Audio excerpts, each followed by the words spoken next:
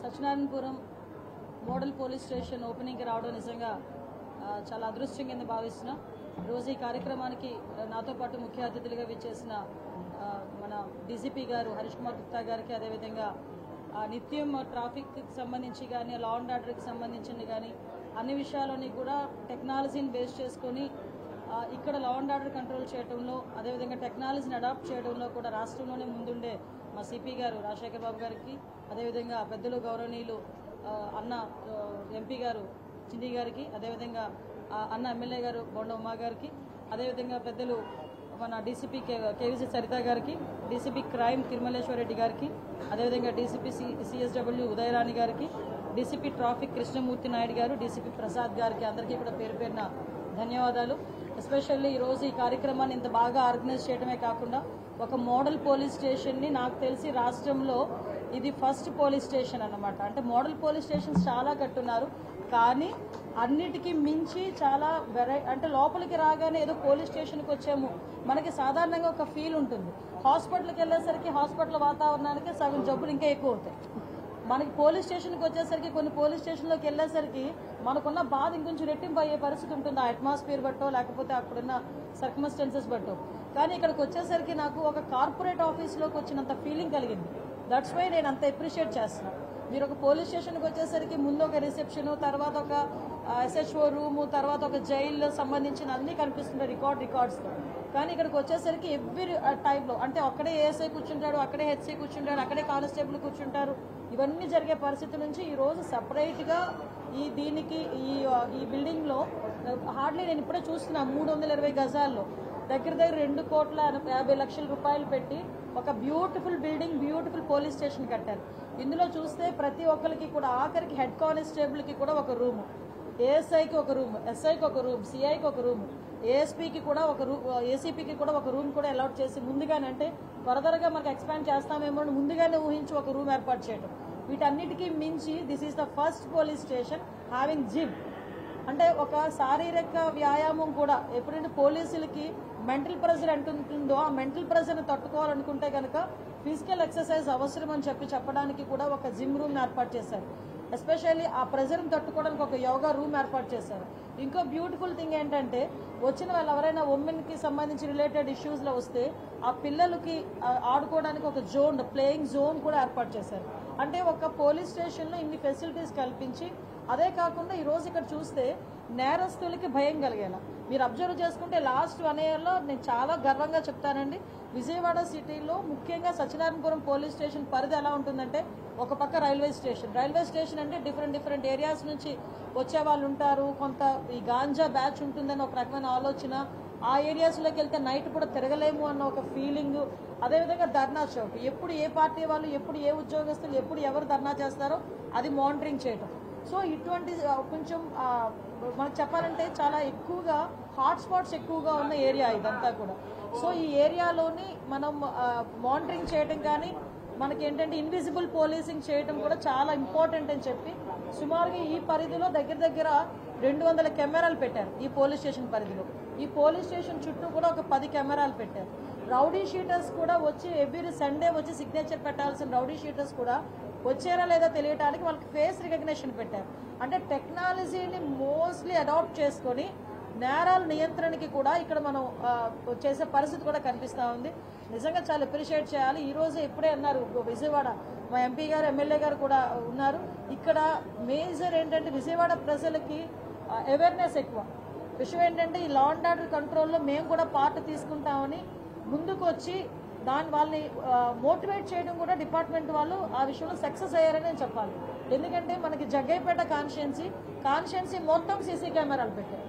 ఈరోజు east constituency Sujana Chowdary గారు సుమారుగా ఆయన కాన్స్టిట్యున్సీ, వెస్ట్ కాన్స్టిట్యున్సీ, ఆయన కాన్స్టిట్యున్సీలో సుమారుగా అన్ని దగ్గర కూడా సీసీ కెమెరాస్ ఇవ్వడానికి ఆయన సిద్ధపడ్డారు.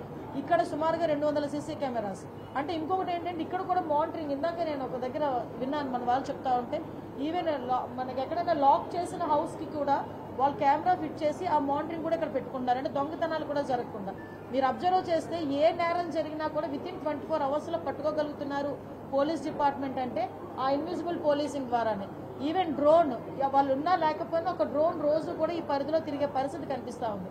కాబట్టి నేను ఎందుకు ఇంత క్లియర్గా చెప్తున్నానంటే, ఒక పక్క పబ్లిక్కి రక్షణ కల్పిస్తున్నామని వాళ్ళకి భరోసా కల్పించడం ఒక పక్క అయితే, ఇంకో పక్క నేరస్తులు చేసే వాళ్ళు కూడా కొంచెం అది తగ్గుతుంది, తగ్గుముఖం పట్టాలి, మిమ్మల్ని ఎవరు కూడా వదిలిపెట్టారని చెప్పడానికి చాలా క్లియర్గా ఇవన్నీ కూడా చెప్తున్నాం.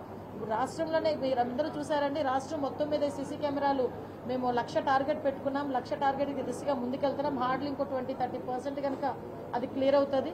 నెక్స్ట్ ఈగల ద్వారా మన గాంజాన్ని కూడా అరికట్టేదానికి ఈగలు కూడా చాలా ఎఫెక్టివ్గా పనిచేస్తుంది. మీరు ఈ మధ్యకాలంలో చూస్తే ఈగల్ కల్టివేషన్ తగ్గింది. మనకి ఒరిస్సా అటువైపు నుంచి వస్తుందంటే రీసెంట్గా మొన్న ఒక చిన్న మీటింగ్ యాక్చువల్గా పోస్ట్ పోన్ అయింది. మళ్ళీ రీసెంట్గా ఈ వీక్లో మన డీసీపీ గారు కూడా మీటింగ్ అటెండ్ అవుతారు. ఒరిస్సా అండ్ పోలీస్ అండ్ మన పోలీస్ కలిపి ఒక coordination meeting. At the same time మీ అందరికీ కూడా ఒక విన్నపం, యోగా డే కూడా June 21 యోగా డే కూడా జరుగుతోంది. ఆ రోజు గౌరవ ప్రధానమంత్రి మోడీ గారు కూడా విశాఖపట్నం వస్తున్నారు. దానికి ప్రతి ఒక్క నెల రోజుల ప్రోగ్రామ్స్ కూడా ఇచ్చున్నాం. ఆ నెల రోజుల ప్రోగ్రామ్స్లో కూడా నేను చాలా ప్రౌడ్ టు సే మా పోలీస్ డిపార్ట్మెంటే ఫస్ట్ ఇనిషియేషన్ తీసుకొని 5,000 మందితో విశాఖపట్నం బీచ్లో ఫస్ట్ స్టార్టింగ్ కూడా మేమే చేసాం, డిపార్ట్మెంటే చేసాం. సో అన్ని విషయాల్లోని కూడా ఈ 1 year కాలంలోనే మీరు అబ్జర్వ్ చేస్తుంటారు, ఎక్కడా కూడా హౌస్ అరెస్టులు లేవు, పరదాలు కట్టట్లేదు, చెట్లు కొట్టట్లేదు, జనాలకి ఎవరికి ఇబ్బందులు పెట్టట్లేదు, సీఎం గారు వస్తున్నారని షాపులు మూయట్లేదు, ఎవరో మంత్రులు వస్తున్నారని ట్రాఫిక్ ఆపట్లేదు. పబ్లిక్ రిలేటెడ్కే మేము మెయిన్ ప్రాధాన్యత ఇచ్చి వాళ్ళ భద్రత ధ్యేయంగా ఈరోజు మేము పనిచేసుకుంటున్నాం. దీనికి ప్రజాప్రతినిధులు ఎస్పెషల్లీ పోలీస్ డిపార్ట్మెంట్ అందరూ కూడా సహకరిస్తున్నారు. ఎంత ప్రెజర్ ఉన్నా కూడా పోలీస్ డిపార్ట్మెంట్ ప్రజలకు సేవ చేసే విషయంలో వెనకడుగు వేయరు అని చెప్పడానికి సంవత్సర కాలంలో మా పోలీస్ డిపార్ట్మెంట్ పనిచేసిన తీరు బట్టి మీ అందరికీ కూడా అర్థమయ్యే ఉంటుంది. దానికి ప్రజల సహకారం అవసరం, మీడియా సహకారం అవసరం. Thank you.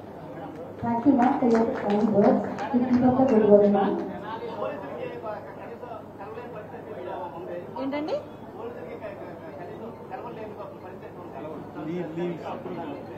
యాక్చువల్గా వాళ్ళకి మేము ప్రెజర్ లేకుండానే ప్లాన్ చేసుకుంటున్నామండి పోలీసులకి. అంటే ఇది 24/7 జాబ్. ఇది పోలీస్ డిపార్ట్మెంట్ అన్న మెడికల్ డిపార్ట్మెంట్ అని 24/7 జాబ్ ఇది. కానీ వాళ్ళకి కూడా రెస్ట్ ఉండాలి, వాళ్ళకి కూడా ఆ ఫ్రీనెస్ ఉండాలి. మీరు అబ్జర్వ్ చేశారో లేదో, ఈ పోలీస్ స్టేషన్ చూసి ఆలోచించండి ఒకసారి. ఒక యోగా రూమ్ ఉంది, ఒక జిమ్ రూమ్ ఉంది. అంటే వాళ్ళు వర్క్లో కూడా ఒక రిలాక్సేషన్ తీసుకోవచ్చు. అట్ ద సేమ్ టైం వాళ్ళు కూడా సెలవులు ఇచ్చే విషయంలోని కూడా ఎక్కడా కూడా ఇబ్బంది లేకుండానే మేము చూసుకుంటాం.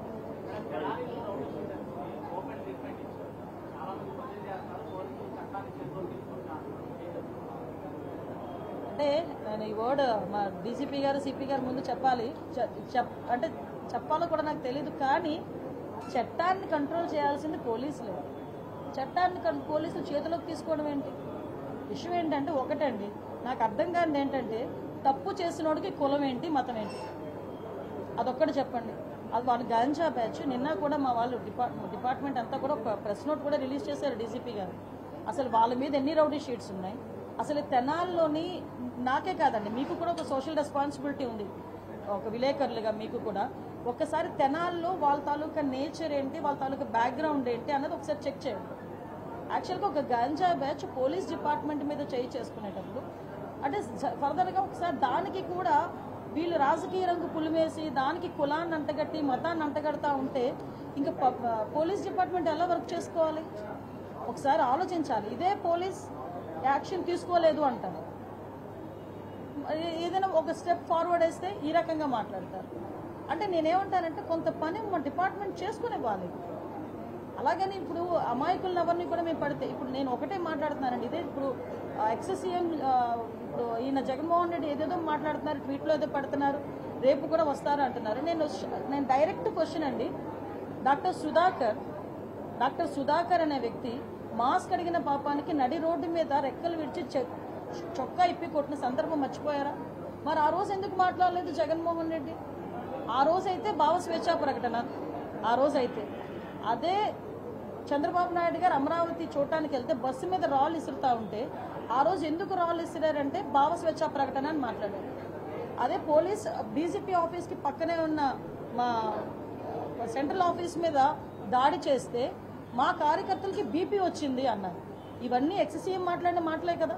ఈరోజు ఇప్పుడు అదే వరప్రసాద్ అని, మన రాజమండ్రిలో వరప్రసాద్ అని ఇసుక మాఫియా గురించి మాట్లాడితే పోలీస్ స్టేషన్లో కూర్చొని శిరోముండనం చేస్తే మరి ఆ రోజు ఎందుకు మాట్లాడలేదు? దళిత నాయకుడు, ఆ రోజు దళితులు ఎందుకు శిరోముండనం చేశారు అని చెప్పి ఆ రోజు ఎందుకు మాట్లాడలేదు? ఆ రోజు ఎందుకు వరప్రసాద్ ఇంటికి వెళ్ళి పలకరించలే? ఆ రోజు ఎందుకు డాక్టర్ సుధాకర్ ఇంటికి వెళ్ళి పలకరించలే? ఆ రోజు ఎందుకు ప్రవీణ్ ఇంటికి వెళ్ళి పలకరించలే? అంటే పులివెందల నాగమ్మ అనే అమ్మాయిని చాలా బ్రూటల్గా హత్య చేస్తే మేము వెళ్తే మా మీద అట్రాసిటీ కేసులు పెట్టారే. మరి పులివెందల నియోజకవర్గంలో నాగమ్మ ఇంటికి ఎందుకు ఆ రోజు జగన్మోహన్ రెడ్డి వెళ్ళే? ఈ రోజు రాజకీయ లబ్ధి గురించి కులాలని మతాలని రెచ్చగొట్టడానికి మాత్రమే ఈరోజు తప్పు చేసిన వాడి ఇంటికి, అదేవిధంగా గాంజాయి బ్యాచ్ వాళ్ళ ఇంటికి వెళ్తున్నాడంటే అతని బ్యాక్గ్రౌండ్ ఏంటో మనం కూడా ఆలోచించుకోవాలి, ప్రజలు కూడా ఆలోచించుకోవాలి. చట్ట ప్రకారం ఏం చేయాలన్నా పోలీసులకే చెల్లుతాం. ఏ పోలీస్ అయినా చట్ట ప్రకారమే చేయాలి, చట్ట ప్రకారమే చేస్తారు, చట్ట ప్రకారమే చేస్తున్నారు. Okay, thank you.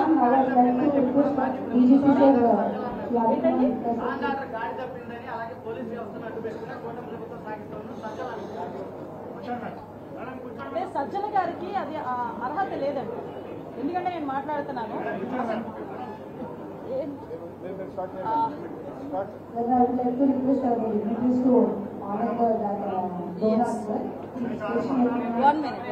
సజ్జల గారికి అర్హత లేదు.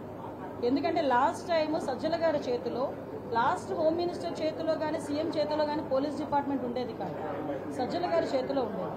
ఆ రోజు పరదాలు కట్టుకొని మా టీడీపీ వాళ్ళందరినీ కూడా హౌస్ అరెస్టులు చేసుకొని ఆ రోజు గాడి తప్పిన పోలీస్ డిపార్ట్మెంట్ని ఈ సంవత్సర కాలంగా మా డీసీపీ గారు, మా సిపిలు, మా ఎస్పీలు, ఆఖరికి హోంగార్డ్ వరకు కూడా అక్కడ స్థాయి నుంచి ఈ స్థాయి వరకు కూడా అందరూ వ్యవస్థని ఈరోజు కంట్రోల్లో తెచ్చుకొని లా అండ్ ఆర్డర్ సక్రమంగా చేసుకుంటున్నాం. అది ప్రజలు కూడా గమనించారు.